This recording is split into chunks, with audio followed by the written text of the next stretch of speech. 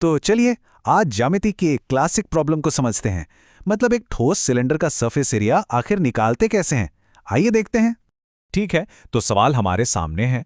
एक सिलेंडर है जिसकी रेडियस और हाइट हमें पता है। अब इसमें हमें दो खास चीजें पता करनी है। चलिए इस चैलेंज में आगे बढ़ते हैं। तो सबसे पहले ये देख लेते हैं कि हमारे पास क्या क्या जानकारी है, मतलब सवाल में दिया क्या गया है। देखिए, हमारे पास दो बहुत ज़रूरी चीज़ें दी हुई हैं।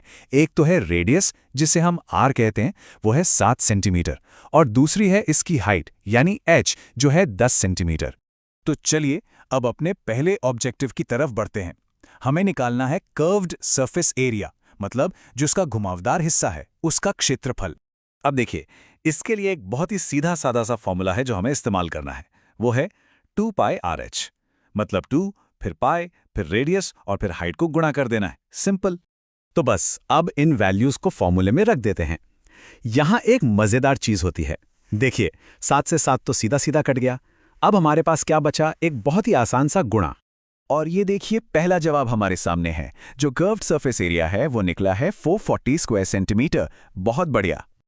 चलिए, पहला हिस्सा तो सॉल्व हो गया। अब बढ़ते हैं दूसरी चुनौती की तरफ। अब हमें निकालना है टोटल सरफेस एरिया। अब इसके लिए जाहिर है एक थोड़ा अलग फॉर्मूला लगेगा। सवाल उठता है क्यों? क्योंकि इस बार सिर्फ घुमावदार हिस्सा नहीं है, बल्कि हमें ऊपर और नीचे के जो दो ढक्कन हैं, मतलब जो दो सर्कल हैं, उनका एरिया भी तो जोड़ना पड़ेगा। तो फिर से वही काम करते हैं। जो वैल्यूज हमें पता हैं उन्हें फॉर्मूले में रखते हैं।